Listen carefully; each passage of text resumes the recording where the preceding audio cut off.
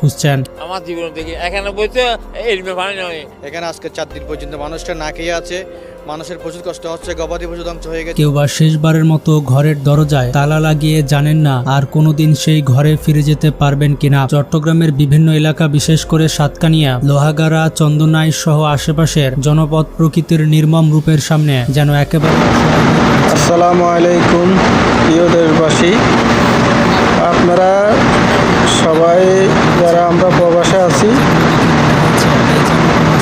এই চট্টগ্রামের যে ভয়াবহ বন্যা, এই বন্যাতে আমরা সবাই সাহায্যের হাত বাড়িয়ে দিই।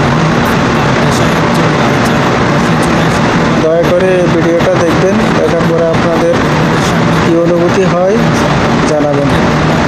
পুরো এলাকা তলিয়ে থাকায় মরদেহ কবরস্থানে নেওয়া কোনো স্বাভাবিক পথ ছিল না। এমনকি আশেপাশে দাফনের উপযোগী কোনো শুকনা জমিও খুঁজে পাওয়া যায়নি। শেষ পর্যন্ত স্বজন ও স্থানীয়দের সহযোগিতায় কয়েকটা কলাগাছ একসাথে বেঁধে একটা অস্থায়ী ইউনিয়ন পরিষদের ভারপ্রাপ্ত চেয়ারম্যান মোহাম্মদ মাহসিন নিজে এই ঘটনার সত্যতা নিশ্চিত করেছেন। এই ভেলায় মরদেহ নিয়ে যাওয়ার দৃশ্যটা সামাজিক যোগাযোগ মাধ্যমে ছড়িয়ে পড়ার পর মুহূর্তের মধ্যেই তা ভাইরাল হয়ে যায়। সারা দেশের মানুষ এই একটা দৃশ্যে বুঝে যান চট্টগ্রামের এই মুহূর্তে বাস্তবতা ঠিক কতটা ভয়াবহ।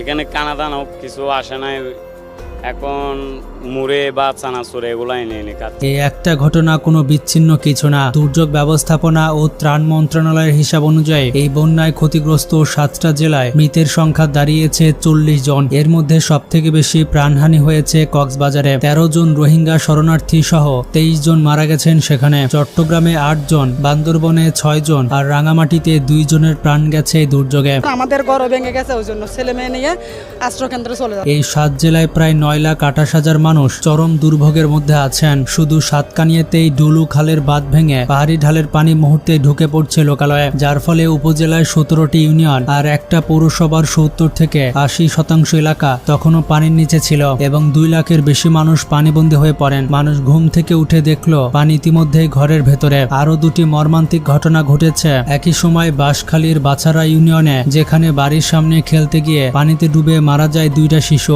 স্থানীয় এক বাসিন্দা জানিয়েছেন তাদের জন্য দাফনের কোনো শুকনো জায়গা মেলেনি। শেষ পর্যন্ত কিছুটা উঁচু একটা পুকুর পাড়ে তাদের দাফন করতে হয়েছে। এক সপ্তাহ বিদ্যুৎ নাই, যে অসহায় বিদ্যুতের যে অবস্থা, অসহায় আমরা অসহায়ের মধ্যে আছি। সাতকানিয়ার বাজালিয়া ইউনিয়নে ঘটেছে আরো একটি অস্বাভাবিক ঘটনা। স্থানীয় একটা মসজিদ সংলগ্ন কবরস্থানে সাঙ্গু নদীর পানি ঢুকে তীব্র স্রোতে একটা অংশ ক্ষতিগ্রস্ত হয়, যার ফলে আগে থেকে কবর দেওয়া 3টি মরদেহ ভেসে গিয়ে পাশের ঝোপঝাড়ে আটকে পড়ে। পরে স্থানীয়রা মরদেহগুলো উদ্ধার করে অন্য একটি নিরাপদ কবরস্থানে আবার দাফনের ব্যবস্থা করেন। এই ঘটনাগুলো আমাদের দেখিয়ে দেয় বন্যা শুধু জীবিতদের কষ্ট দেয় না, মৃতদের প্রতি শেষ শ্রদ্ধা জানানোর অধিকারটুকু কেড়ে নেয়। আমাদের সরকারের থেকে সাহায্য খুব প্রয়োজন। দুঃখজনকভাবে এই দৃশ্য বাংলাদেশের জন্য একেবারে নতুন কিছু না। এর আগে ফেনীতেও একই রকম ভয়াবহ বন্যা হয়েছিল, যেখানে বহু মানুষ তাদের প্রিয়জনকে হারিয়েছিলেন এবং একইভাবে দাফনের জায়গা না পেয়ে মরদেহ কলাগাছের ভেলায় ভাসিয়ে দিতে বাধ্য হয়েছিলেন। সে সময় ফেনীর সদর উপজেলায় মঠ ইউনিয়নের বাসিন্দা আলিমুল্লাহ নামের 73 বছর বয়সে একজন মানুষ মারা যাওয়ার পর পুরো গ্রাম পানিতে তলিয়ে থাকায় তার দাফনের ব্যবস্থা করা যায়নি। 2 দিন অপেক্ষা করার পর স্বজনরা তার মরদেহ কলাগাছের ভেলায় ভাসিয়ে দেন, যেন তাকে দাফন করে দেয় এবং তাদের সাথে যোগাযোগ করেন।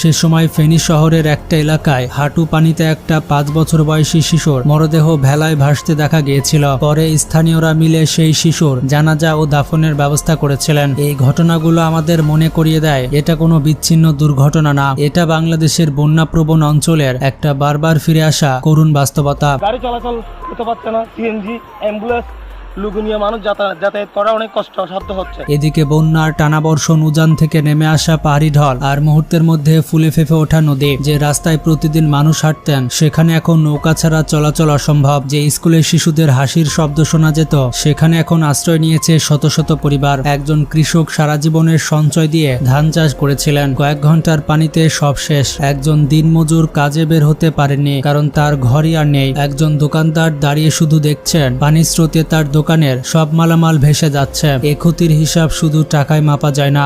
আজকে 7 দিন ধরে এখানে পানি কোনোভাবে কমতেছে না, একটু কমলেই পরবর্তী আবার পানি উপর থেকে বৃষ্টি হলে প্রচুর পরিমাণে পানি আসে। মাটির ঘর তো একটাও নাই, সবগুলা ভেঙে পানির সাথে মিশিয়ে গেছে।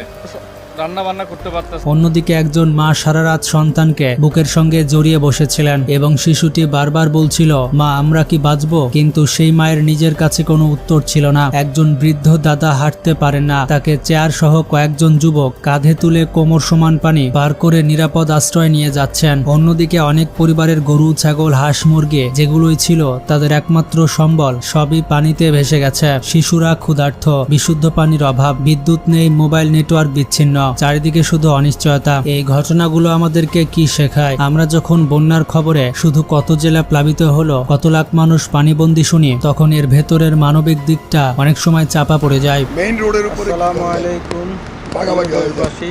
এখানে আপনারা মানে এক পক্ষ সবাই এই ধানি আমরা জমিগুলো প্রবাসে আছি। পানিতে তলে গেছে, মাঠে মাছের পথের এই তুলে গেছে। চট্টগ্রামে দেখেন আমাদের ঘর বাড়ি, আমরা ঘরেও থাকতে পারছি না। কিন্তু মোহাম্মদ ফোরকান আলী বা আলী মোল্লার মতো মানুষের গল্প আমাদের মনে করিয়ে দেয় প্রতিটা সংখ্যার পেছনে একটা পরিবার আছে, যারা শুধু ঘরবাড়ি বা ফসল নয়, তাদের প্রিয়জনকে বিদায় জানানোর শেষ সুযোগটাও স্বাভাবিকভাবে পান না। এই পরিস্থিতি এটাও দেখায় কেন বন্যাপ্রবণ এলাকায় উঁচু ও নিরাপদ কবরস্থান তৈরি করা কতটা জরুরি। এই বন্যা কেউ আমাদেরকে জিজ্ঞেস করে না আপনার কি অবস্থায়, কোন অবস্থায় আছেন, এটা করে কি দেখার মতো কেউ আমাদের লোক এখন আসে? আরেকটা দুঃখের বিষয় হলো এখানে কোনো একটা মেম্বার আছে না, আধার সময় ছিঁড়ে দিবে, এরকম কেউ আমাদের কাছে নাই। মোহাম্মদ ফোরকান আলী মোল্লা নাম না জানা সেই শিশুরা, যুবকেরা তাদের গল্প আমাদের মনে করিয়ে দেয় বন্যা শুধু একটি প্রাকৃতিক দুর্যোগ নয়, এটা প্রতিটা পরিবারের জন্য একটা ব্যক্তিগত ট্র্যাজেডি। তাদের স্মৃতির প্রতি শ্রদ্ধা জানিয়ে আসুন আমরা যে যতটুকু পারি তাদের পাশে দাঁড়াই। আমরা দোয়া করি এবং যারা মারা গেছে তাদের মাগফিরাত কামনা করি। কমেন্ট বক্সে সবাই আমিন লিখে। তো আজকে পর্যন্তই, ভালো থাকবেন, টেক কেয়ার।